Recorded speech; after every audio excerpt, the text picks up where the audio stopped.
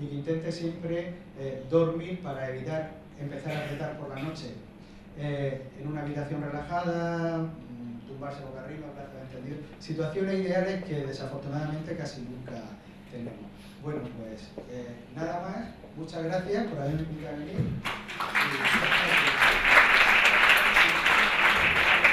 Muchas gracias.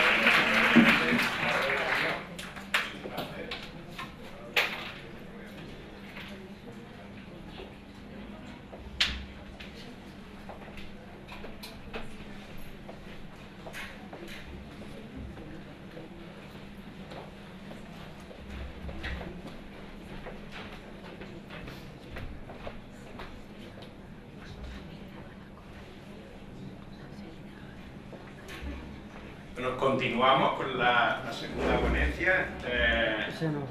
Contamos con Julián Caballero, que es responsable de la unidad del sueño del Hospital Morales Meseguer, y que nos va a hablar sobre la apnea del sueño en el Ehlers-Danlos, cuando quiera.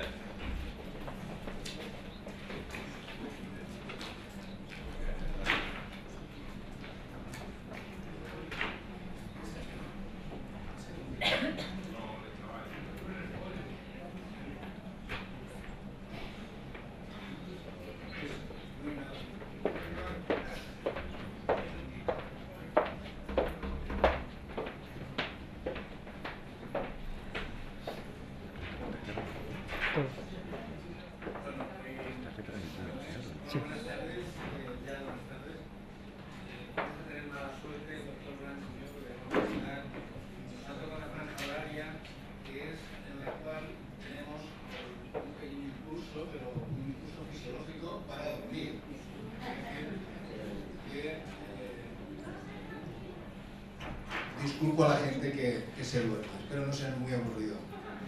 Bueno, también deciros que para mí la verdad es que es un placer estar aquí con gente que tiene tanta experiencia. Yo soy, a vuestro lado, soy un aficionado y que me aficionó Josefa, precisamente. Yo hasta hace un año no sabía, recordaba haber estudiado algo de Ehlers-Danlos cuando era estudiante, pero nunca más. Y desde hace unos 15-20 años únicamente, aunque soy neumólogo, me dedico a estudiar trastornos respiratorios durante el sueño. Ahora os enseñaré, me dedico a estudiar estos trastornos en un pequeño hospital de aquí de Murcia, es un hospital comarcal, en el cual desde hace años pues intentamos pelear.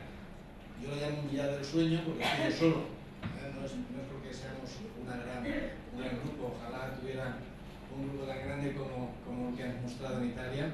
Nosotros pues somos un enfermero, un técnico y un médico, y tenemos ya muchos pacientes. Pues bien, mientras ponemos, deciros que hasta hace un año yo no había visto nunca un paciente con Ehlers-Danlos. No es que no lo hubiera visto, probablemente he visto muchos, pero no lo sabía ver. Hasta que me lo dijo ella, que tengo un Ehlers-Danlos y además me pasa esto. ¿De acuerdo? Pues vamos a ver si puedo dar inicio. Entonces, siempre, como yo hablo del sueño, y del sueño prácticamente nadie habla, cada vez un poquito más, pero casi nadie habla. De hecho, el doctor Jaumet, que yo ya voy a utilizar un estudio que hicieron en parte en su hospital, el doctor Guilleminot, pues cuando ha hablado de los problemas que tienen los enfermos con Ehlers-Danlos, ponía, quiero recordar, el 87% tiene trastornos del sueño, pero lo pone todo englobado. Yo no sé si ha sido por deferencia o porque simplemente lo englobaron como trastornos del sueño. Pero es que trastornos del sueño hay unos 70. Entonces habría que ver qué trastorno, cada uno necesita un tratamiento. No los vamos a ver todos, evidentemente. Solo os voy a explicar un poquito el que yo manejo. Bueno, este es mi hospital y nada, vamos a empezar.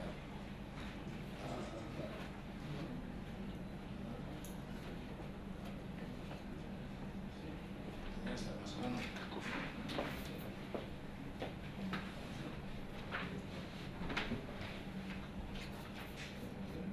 Bueno, perfecto, esto funciona. Siempre me gusta empezar con esta diapositiva, que es un poco provocadora. Nos pasamos un tercio de nuestro día, es de noche, es noche y estamos, por tanto, la mayor parte del tiempo durmiendo. En España, no sé, en los otros países de los que estáis aquí, estamos 6 años haciendo la carrera de medicina. Pues dedicamos al sueño 2 horas. 2 horas a la patología del sueño. Si hacemos pequeños cálculos, vemos que un tercio de nuestra vida nos la pasamos durmiendo, pero solo dedicamos 2 horas de 6 años de medicina a que nos expliquen cosas del sueño. Es curioso. Pero hay más de 70 enfermedades propias del sueño. ¿De acuerdo? Hay uno de los padres del sueño, que es el profesor Schapen, dice, y lo voy a traducir libremente, que si el sueño no sirve para algo verdaderamente importante, es el mayor error de la evolución que tenemos, porque dedicamos un tercio de nuestra vida a dormir. Para algo importante servirá. Bueno, pues dicho esto, vamos. Normalmente no interrogamos, los médicos no preguntamos cómo duermen nuestros pacientes. Estamos en el lado oscuro, Bueno, ¿y qué tiene que ver la apnea del sueño con el Ehlers-Danlos? Pues bueno, yo hasta hace un año no lo sabía. Pero vino una señora que tenía, yo os voy a explicar un poquito, voy a intentar poco científico, como ha dicho el doctor Bravo, y explicaros una historia, ¿de acuerdo? Entonces, vino una señora que tenía 51 años por aquel entonces, con un IMC de 27, es decir, que no estaba excesivamente gordita, ni mucho menos, y que tenía estos antecedentes. Era fumadora, ¿esto marca? Sí. Era fumadora y me dijo que tenía el Ehlers-Danlos. Muy bien, me dejó descuadrado. ¿Y eso qué es? Bueno, me dijo además que era el tipo 3, por movilidad. También me pareció muy bien. Ya había entrado en edad de menopausia y tomaba varios fármacos, entre ellos fármacos pues, analgésicos y que podían alterar el sueño. No tenían apneas del sueño en la familia, al menos de forma conocida. ¿Y qué me explicaba? Yo le preguntaba, yo tenía un interrogatorio no tan extenso como el doctor Jamomet, pero sí les interrogo sobre todo lo que les ocurre en el sueño, durante el sueño. Me dijo que era roncadora, que no sabía si tenía pausas, no sabía si se quedaba sin respirar por las noches, lo que nosotros llamamos apnea. Me explicaba también que ocasionalmente se despertaba ahogándose, con sensación de falta de aire, que se despertaba habitualmente con sueño como si no hubiera descansado, como si hubiera pasado toda la noche haciendo otras cosas, y que durante el día tenía algo de sueño, nosotros lo clasificamos como leve, un sueño que, por ejemplo, en estas situaciones nos da y somos capaces de empezar a cabecear, pero que nos permite hacer una vida relativamente normal. Nos explicaba también que tenía despertares recurrentes, es decir, que se despertaba bastante a menudo por la noche sin saber muy bien por qué se volvía a dormir, con lo que llamamos también sueño fragmentado. Fatiga diurna, esto no adelantamos nada en la gente con Ehlers-Danlos, pero también los sábados la gente con apnea del sueño tiene fatiga diurna. Y otra cosa que nos explicaba es que me cuesta mucho empezar a dormir, de forma mantenida, de forma crónica. Y también frecuentemente me despierto con dolor de cabeza y los dolores que tengo por mi Ehlers-Danlos me molestan mucho por la noche, no me permiten dormir. ¿De acuerdo? Todo esto ocurre por la noche. A veces algunas cosas también ocurren de día, pero hay cosas que son exclusivas de la noche, del sueño. ¿Qué tenía? Pues cuando la exploramos tenía un poquito de microapnea, es decir, un poquito la barbilla así hacia adentro, y la vio Manolo también en su consulta y creo que tenía disfunción de la articulación temporomandibular, como nos han enseñado ahora. Bueno, ¿qué relación hay entre esto? Deciros, luego lo comentaré, que la apnea del sueño es una enfermedad muy frecuente en la población general y por lo que estoy viendo aquí, lo que estoy aprendiendo hoy, el Ehlers-Danlos tampoco está mal. Entonces, que se asocien los dos no es nada raro. Cuando dos patologías son muy frecuentes, es también muy frecuente que coincidan en el mismo paciente. Bueno, yo me fui a buscar al PubMed, que es donde nosotros buscamos literatura, digamos, científica, y cuando crucé el sleep apnea y el Ehlers-Danlos, me encontré con esta sorpresa, que solo había 2 artículos. Uno de ellos, del año 2013, al que nos vamos a referir más y que participaron en el hospital donde trabaja el Dr. Hamomet, y otro bastante más antiguo, de 2001, de unos autores holandeses y belgas, ¿de acuerdo? Esto es lo que había, no había más. Hace un mes se ha publicado algo que solamente está en Austria, que es decir, se ha presentado un congreso, que luego lo comentaré un poquito por encima. Bueno, ¿qué nos decía el primer estudio? Este es un estudio que evaluaba la presencia de apnea del sueño en pacientes con Ehlers-Danlos y Marfan, pero lo hacían con cuestionarios, es decir, poco fiable.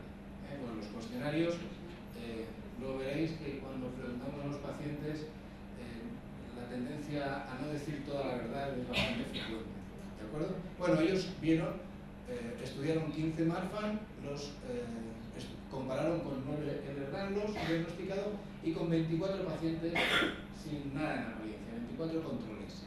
Hicieron un cuestionario de sueño y otro de calidad de vida general. ¿Qué encuentran? Bueno, por la noche, ¿qué ocurre? Cuando comparan los pacientes controles con los Marfan y los Ehlers-Danlos, ven que tanto los Marfan como los Ehlers-Danlos presentan dificultad para mantener el sueño, sobre todo, lo que se llama insomnio de mantenimiento. Es gente que a lo mejor no tiene problemas para dormir, a veces no tienen problemas para empezar a dormir, pero sí tienen problemas para mantenerse dormidos, por dolores, por lo que sea, ¿de acuerdo? Pero se despiertan continuamente. ¿Qué diferencias más había? Pues que en general roncaban bastante más que los pacientes, los no pacientes, un 21% roncadores. Y esto sorprendente en este estudio es que solamente referían apneas, es decir, paradas respiratorias, ceses de la respiración durante el sueño, el 27% de Marfan, pero los Ehlers-Danlos 0. Esto es raro. ¿De acuerdo? Y lo que sí referían, con bastante diferencia, es que los mostraban, recordad que es un cuestionario, no es un estudio de sueño. Decían que durante la noche movían las piernas con bastante facilidad durante el sueño. El 67% de los Ehlers, un 27% de Marfan. Entonces, sorprende que no había apneas aquí y había muchos movimientos periódicos de las extremidades. ¿Y durante el día qué había? Pues un poquito el cansancio que ya conocemos, muy frecuente en el Marfan y los Ehlers, y sueño no reparador, también más frecuente en la población general, pérdida de memoria y problemas de concentración, todo lo que nos han explicado. Cuando ven el test de calidad de vida, ven que todo está en general, tanto en el Marfan como en el Ehlers, bastante peor que en la población general, pero sobre todo se llama la atención esto, que es la limitación diaria por los dolores musculares o corporales durante el día. Esto es bastante más marcado en los Ehlers que en los Marfan. Bueno, ese es un estudio que tiene su importancia, pero son cuestionarios poco objetivos, ¿de acuerdo? Y concluyen esto, que solo los Marfan tienen SAS, que los insomnios son por los dolores y la baja actividad física, y que los movimientos periódicos de las extremidades que se diagnostican con una prueba de sueño era más frecuente, al menos por cuestionario, en los Ehlers-Danlos. Este es el artículo que me gustó y en el que participaron en el hospital en París, que lo lideró el doctor Christian Guilleminot. Christian Guilleminot fue el autor, es de origen francés, creo, ¿verdad? Pero trabaja en Stanford, en Estados Unidos, y fue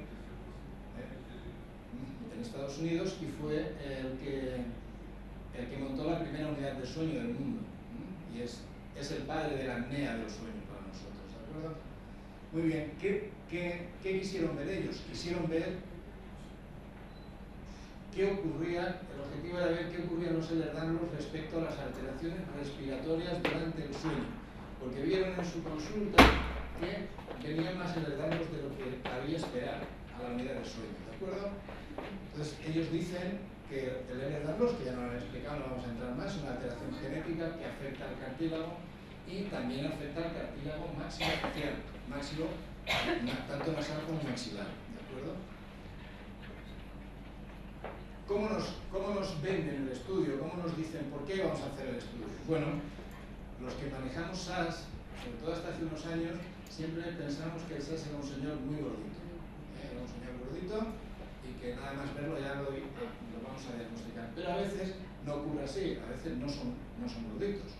Y sabemos también que tienen una cierta agregación familiar y que hay factores genéticos, poligenéticos, no solo un gen, que hacen que tengamos más riesgo de desarrollar apnea del sueño durante nuestra vida. Y que esto también determina que haya diferencias raciales. Por ejemplo, los orientales, a igual peso que los caucasianos, tienen más ehlers-Danlos que nosotros, o sea, más apnea del sueño. ¿Ellos qué ven? Pues dicen, en los pacientes no obesos, ¿por qué tienen apnea del sueño? Son factores genéticos, nos dicen que controlan el desarrollo de las estructuras craneofaciales, van a estar implicados en, según cómo sea ese desarrollo, en las características que nos van a llevar a desarrollar apnea del sueño, y que en una familia, cuando los miramos de perfil, son todos iguales y todos tienen apnea del sueño o tienen riesgo de tener apnea del sueño. ¿Qué nos dicen? Nos cuentan, ellos hacen una revisión muy extensa y nos dicen que el complejo craneofacial, maxilar y mandíbula, el tamaño de este complejo maxilar es el que más está influenciado por la genética. Es decir, los determinantes genéticos lo que más determinan es el tamaño de tanto de la mandíbula como el maxilar. Y que este tamaño, a medida que se va desarrollando en función de la función, también influye en la forma y cómo, lo que hablaba antes aquí nuestro compañero, de que los fenómenos epigenéticos hacen que el desarrollo del macizo craneofacial se vaya alterando. Es decir, si un hueso crece bien, si un cartílago se desarrolla bien, afecta también el resto de los músculos, de los tendones, todo lo que está circulando. Es decir, que el cómo se nos desarrolla nos va a determinar cómo vamos a estar, cómo vamos a tener el macizo facial. ¿De acuerdo? Entonces, si el cartílago ya se nos desarrolla mal, probablemente tengamos riesgo. Enfermedad genética, lo sabemos ya, y que sabemos que durante la infancia los cartílagos nasomaxilares son elementos críticos para el crecimiento facial. Vieron que tenían más sed, como os hemos dicho, más ehlers-Danlos, y decidieron ver por qué. ¿Qué ocurría? Bueno, ellos tenían, en 4 años, habían visto a 34 síndromes con ehlers-Danlos que habían venido a la consulta del sueño, es decir, que ya habían venido ahí a preguntar porque tenían problemas de sueño, es decir, que eran pacientes que a lo mejor ellos sí que tienen en consultas que no habían consultado por sueño en sí, ¿de acuerdo? Y ven que, bueno, los estudian. Estos tienen clínica, tienen fatiga o sueño de mala calidad. Miran lo que les ocurría, lo que ellos ya tenían en el retrospectivo, y lo comparan, buscan en la unidad, en el Hotel de Dios de París, buscan a 9 pacientes con ehlers-Danlos que en principio no se sabía si tenían problemas de sueño o no. Y los estudian también. Les hacen a todos una valoración clínica, un estudio de sueño, una polisomnografía, y algunos de ellos, a 7 pacientes, les hacen un estudio de la resistencia a nivel nasal, de cómo tenemos la nariz, si entra bien el aire o no. Bueno, yo siempre aprovecho para explicar lo que es la apnea del sueño, porque es una enfermedad muy frecuente, pero también es no tan desconocida como el ELER, pero bastante. Y la tenemos todos los días con nosotros, ¿de acuerdo? Simplemente recordaros, la vía aérea superior es algo que nos define, bueno, que nos diferencia de gran parte de los animales. Nos permite 3 cosas. Es una estructura muy compleja que no tiene paredes rígidas, no tiene estructura rígida, y es así porque nos permite comer, beber, respirar y hablar. Hay gente que lo hace todo a la vez, aunque tengamos que separarlo, pero hay gente que es capaz de hacerlo todo a la vez. Y es una estructura que es colapsable, sobre todo durante el sueño. ¿Por qué? Porque las paredes musculares que tiene durante el sueño se relajan y tienden a colapsarse, sobre todo cuando adoptamos la posición de decúbito supino. Y esto es lo que ocurre cuando nos vamos a dormir y tenemos apneas. Cuando no tenemos apneas también ocurre, pero no llega a ser tan importante. Bueno, cuando nos acostamos, si estamos todavía despiertos, respiramos perfectamente a través de lo que llamamos la faringe, no hay ningún problema para que entre el aire. Cuando nos relajamos, aquello que estamos sentados con el mando en la mano y empezamos a dormiscarnos, empezamos a hacer ruido y decimos, nos despierta nuestro propio ronquido. Lo que nos está ocurriendo es esto, nos estamos relajando, la vía aérea se nos cierra parcialmente y el aire que pasa, que tiene que pasar el mismo de cuando estamos despiertos, hace que estas paredes vibran y eso provoca ruido, y eso es el ronquido, ¿de acuerdo? Hay gente que lo que le ocurre a la gente que tiene apnea del sueño es que no es que se le cierre un poquito, se le cierra completamente. Y esto, los que duermen con alguien que tiene apnea del sueño, sabemos cómo acaba. ¿Alguien nos sabe decir cómo acaba esto? El divorcio, bueno, pero antes del divorcio acaba en un codazo. Nosotros cuando exploramos a los pacientes les exploramos el flanco. ¿Y esto para qué lo hacen? ¿Para qué lo hacen? Simplemente lo hacen para despertarnos, o para despertar al que está roncando. Nos despertamos, esto se abre, volvemos a dormir, volvemos a tener ronquido, volvemos a tener apnea, volvemos a tener codazo hasta que la pareja se duerme. ¿De acuerdo? Cuando no dormimos con pareja, nos despertamos. Lo que pasa es que despertar muy breve, no llega a ser consciente, pero ese es el que nos provoca la sensación de que no hemos dormido. Nos hemos pasado la noche durmiendo, roncando. Bueno, pues apnea significa esto: falta de respiración, falta o suspensión de la respiración. Esto ha de ser de forma crónica, ha de ser episodios repetidos durante el sueño y siempre, para hacer el diagnóstico, casi siempre pedimos que haya síntomas asociados. ¿Cuáles son los factores que hacen que esto sea más frecuente? No todo el mundo tiene apnea, no todo el mundo que tiene Ehlers-Danlos tiene apnea, pero sí que hay factores que hacen que vayamos añadiendo factores de riesgo y que acabemos con la apnea del sueño. No. La edad, cuanto mayor es más. Si somos hombres, más que las mujeres, hasta 2 o 3 veces más. La obesidad, el factor principal en la mayoría de gente. Y luego factores anatómicos, que aquí estamos la gente que tiene Ehlers-Danlos. Alteraciones craneofaciales, alteraciones del macizo maxilomandibular por el desarrollo. Por problemas articulares o por problemas de cartílago, como es el caso de los Ehlers, o por problemas, por ejemplo, los niños que tienen unas anginas enormes.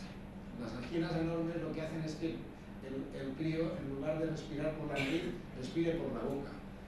Y todos sabemos que la función hace al órgano, pues aquí también. Si estamos respirando por la boca, al final el paso nasal se obstruye. La facies del niño con adenoides, pues es muy claro, sería otra forma de llegar al mismo camino por otra vía.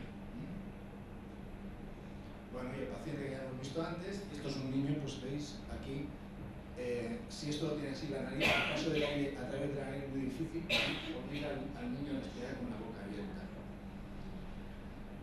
¿Qué factores hacen que esto aún vaya peor? El tabaco, menopausia, la congestión nasal, una historia familiar, probablemente en relación con el aspecto físico, y estados médicos varios, que también cuando nos viene un paciente hay que intentar descartar que no tenga nada. Muy frecuente el hipotiroidismo, muchas veces pasa desapercibido y es causa de fatiga, como es muy frecuente, puede estar asociado a una apnea del sueño y puede estar asociado también a un Ehlers-Danlos.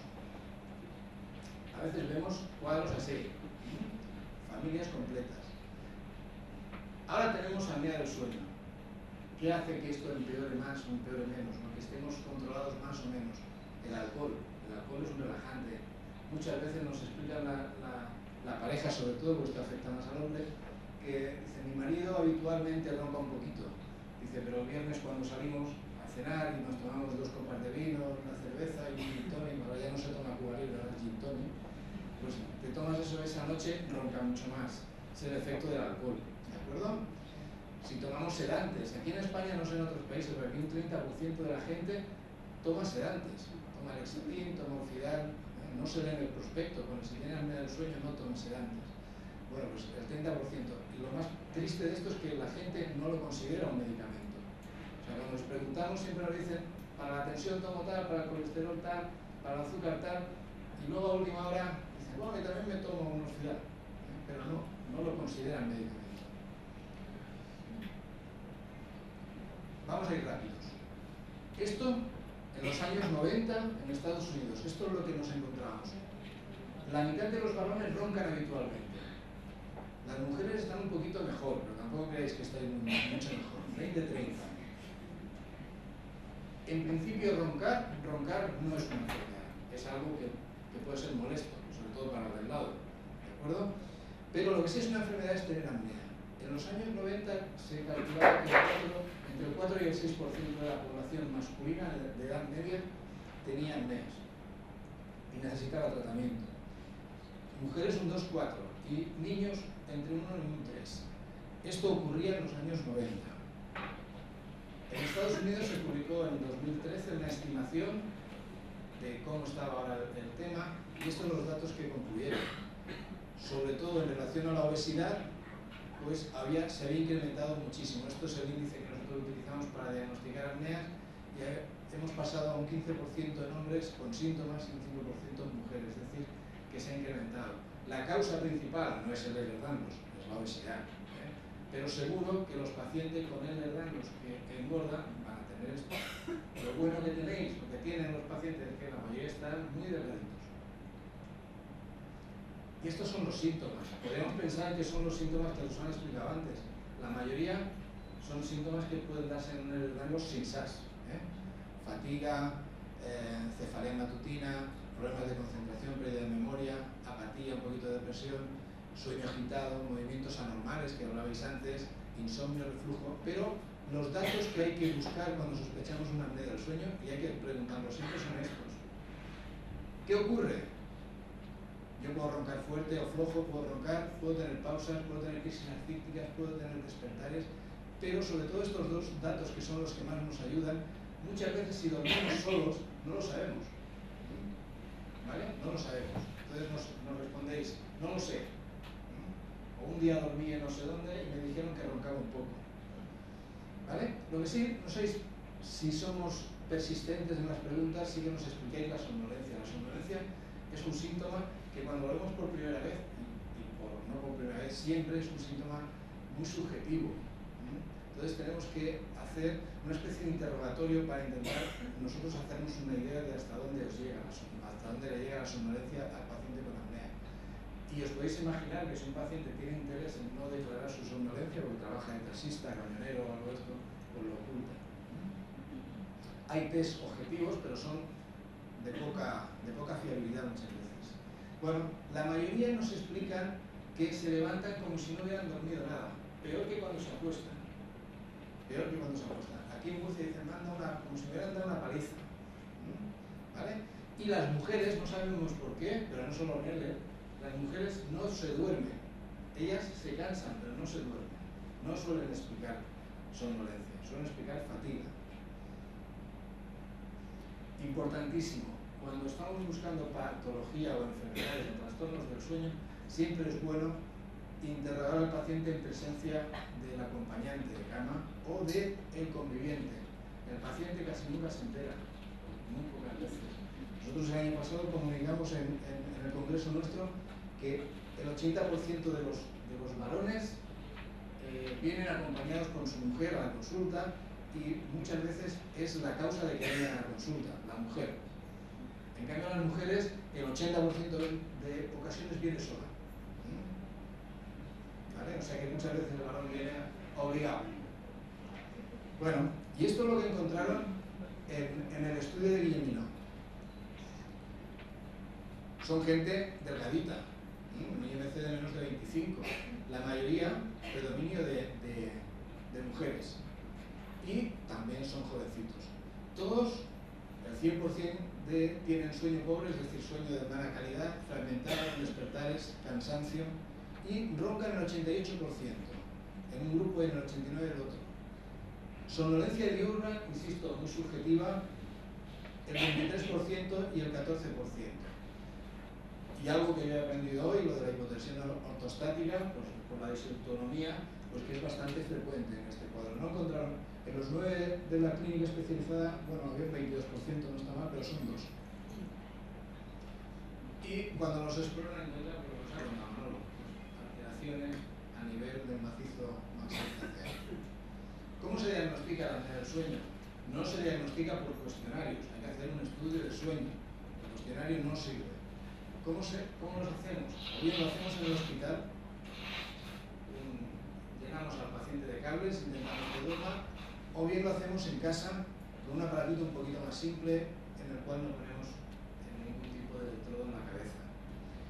Yo pienso que los pacientes con Ehlers-Danlos, para afinar hay que hacerles un estudio bien hecho en el hospital, un estudio completo, una polisonografía. Y esto es lo que obtenemos. Esto es un registro de un paciente, puede ser Ehlers o no, y lo que tenemos es que cuando monitorizamos la respiración vemos que de vez en cuando se queda sin respirar. La señal que capta la respiración se nos queda plana. Esto es una apnea. Esto ocurre a veces 30 veces por hora, a veces 50, a veces 100. Y en los Ehlers, afortunadamente, los que nosotros tenemos hechos, pues normalmente suelen ser menos de 20. Suelen ser casos leves. Yo creo, no tengo la respuesta, pero creo que sobre todo en relación a que son gente habitualmente muy delgada. Bueno, pues una apnea, ¿qué provoca la apnea? ¿Por qué es peligroso tener apneas? Pues la apnea es peligroso primero porque nos despierta y hace que no descansemos. Si nos están despertando continuamente, no descansamos. Y si estamos así toda la noche, nos levantamos a pesar de haber estado toda la noche durmiendo con sensación de que no hemos dormido. Y la otra cosa que tiene es que cada vez que hay una apnea, deja de entrar aire y no nos llega oxígeno a la sangre. Hay unas desaturaciones. Esto no vamos a entrar en ello, sobre todo porque eso ocurre cuando hay muchas, a partir de 30 por hora, se ha relacionado con patología cardiovascular, con alteraciones en el control de las diabetes, con accidentes de tráfico. Cada vez, yo siempre digo a mis pacientes que esto de la apnea del sueño, que es una patología que se estudia hace relativamente poco, esto es como la aloe vera, que cada vez se le encuentran más propiedades. Vamos cada vez. Ahora hay un estudio más ya que está demostrando, y que creemos que va a salir bien, va a salir positivo, que los pacientes con apnea del sueño severa, grave, no he visto ningún Ehlers-Danlos con severa, tienen más riesgo de desarrollar cáncer. Se está haciendo con el melanoma, pues parece que va a haber relación demostrable. ¿Cómo vamos? ¿Fatal? Bueno, voy muy rápido. Los pacientes que se estudian en la unidad del doctor Guilleminot y en París tenían un IAH, que es el numerito que nosotros utilizamos para darle el valor a la apnea, que es las paradas esas que hemos visto de 14 y 19, una cosa moderada. Pero tenían, perdón, esto sí que me interesa, tenían todos, y esto me sorprendió, todos. Yo tenía 2 casos en ese momento, entonces dijimos, bueno, vamos a revisar lo que ocurre. Bueno, ¿cómo se trata? Esto no lo he hablado en ningún momento. Hemos hablado incluso del oxígeno, supongo por el día, no sé si también por la noche. Pero el tratamiento de la apnea del sueño hay que tratarlo porque es un trastorno del sueño distinto al insomnio o a cualquiera. No nos podemos meter en un cajón desastre a todos los trastornos del sueño. La apnea del sueño se trata con un aparato que se llama CPAP, que se inventó en el año 81 y que lo único que nos hace es insuflarnos aire para impedir que la vía aérea se cierre. Es decir, que tenemos que dormir por la noche con un trastorno.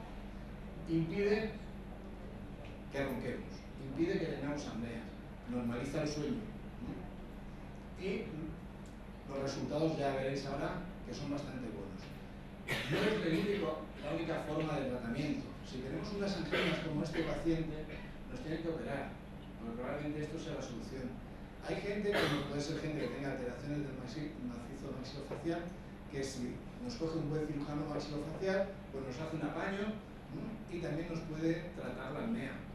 Pero hay que exponerse a eso, no tienen un poquito más de riesgo que la CPAP.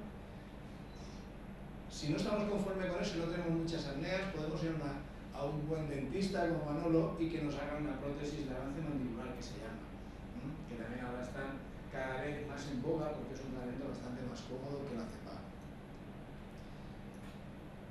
Bueno, ¿qué hicieron en París? Le pusieron tratamiento con CPAP a los 34 y a los de París solo le pusieron a 5, lo dejaron a criterio del médico que lo llevaba.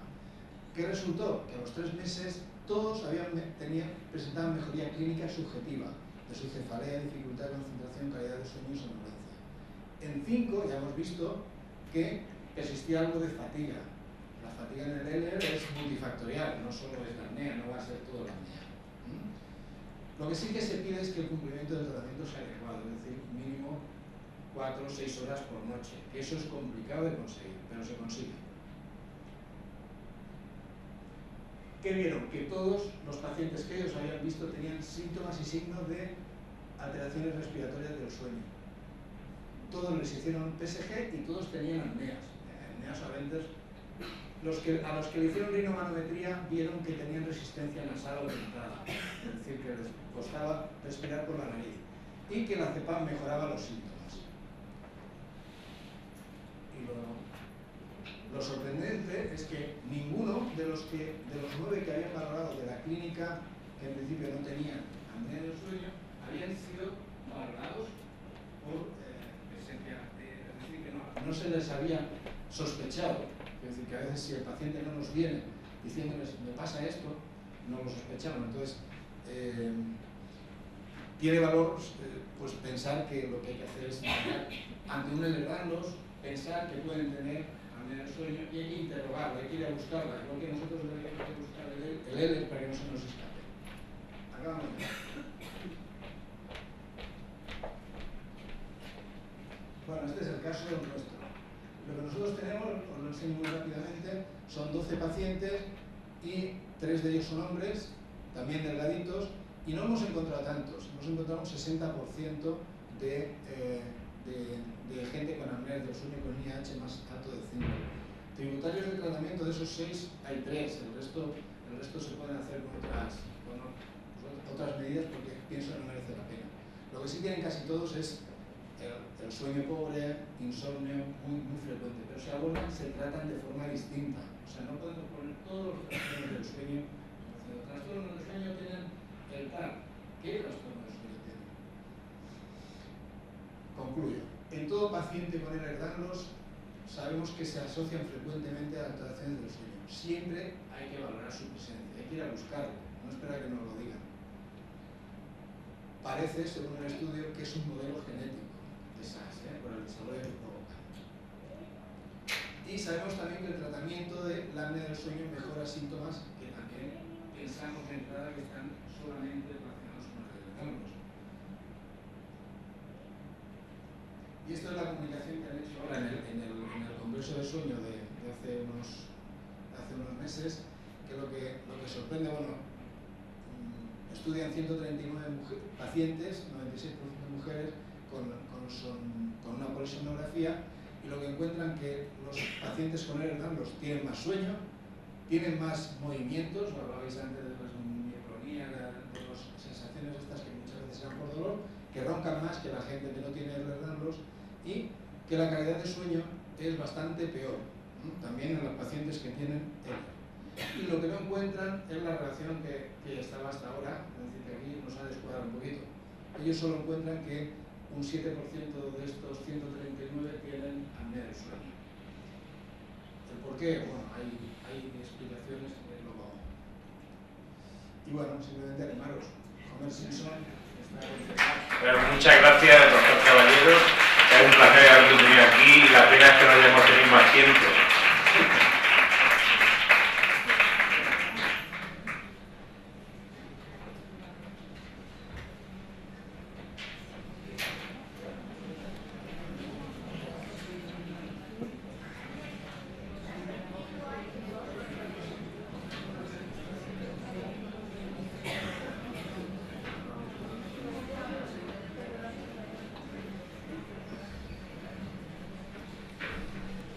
Bueno, y ya vamos con el tercer ponente en este simposio.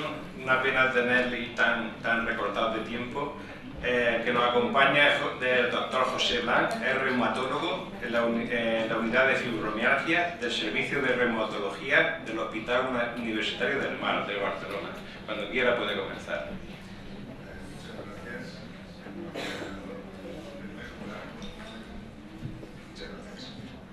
Gracias, repito, señor moderador, y gracias también a la asociación por haberme invitado aquí, sobre todo a Josefina, ¿no? Particularmente las gracias. Y bueno, me ha permitido primero estar en Murcia, que es una ciudad que conocía poco, pero cada vez me encanta, es una ciudad bellísima. Y después también he tenido la oportunidad de asistir esta mañana a un interesantísimo simposio en el cual he aprendido muchísimas cosas. Bien, yo os voy a contar un cuento. Una historia, ¿no? Una historia de cómo empezamos nuestra unidad a entrar en todo esto. Este es el esquema, espero que no dure más de 30 minutos, iré muy rápido porque hay diapositivas que han sido explicadas mucho mejor que yo por anteriores ponentes e intentaremos que sea lo más rápido posible. La historia es la siguiente: cómo nos hemos metido en esto, cómo hemos empezado a trabajar, a estudiar el Danulos tipo 3, barra inclinada, síndrome de hiperlaxitud articular. El estudio este se llama Fibromilax, como podéis ver, una contracción de fibromialgia y laxitud articular. Y os voy a presentar una historia, un cuento incompleto, porque aún no tenemos resultados definitivos. Nos falta la base genética y nos falta también los datos antropométricos y nos faltan acabar los pacientes que queremos llegar a 140. En este momento tenemos solo 70 pacientes, ¿no? Bien, en primer lugar, decir 4 cositas sobre fibromialgia.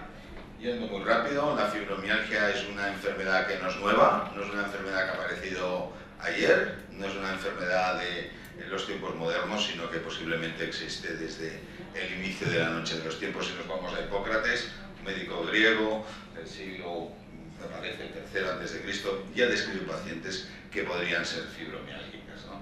De hecho, en el 76, Heinz propone el término fibromialgia, el dolor muscular asociado al concepto en ese momento de fibrositis, que después este concepto ha desaparecido. Y en el 92 el profesor Heinz, entre otros, consigue que la enfermedad sea reconocida por la Organización Mundial de la Salud y por todas las instancias científicas médicas mundiales. O sea, es una enfermedad al menos reconocida como tal por las máximas organizaciones científicas médicas del mundo. La clínica se caracteriza por dolor. Es un dolor muy curioso, es un dolor crónico, generalizado. Los pacientes me dicen: me duele todo, doctor, me duele desde la punta de los cabellos hasta las uñas de los dedos de los pies. Les duele todo. Hay también una sensibilidad al dolor muy elevada. Cualquier estímulo que para nosotros no es doloroso, para ellos lo es muchísimo. Incluso me dicen: es que me molestan hasta el peso de las sábanas al dormir, que no lo soporto. No puedo, no tolero que me cojan, incluso ni que me acaricie.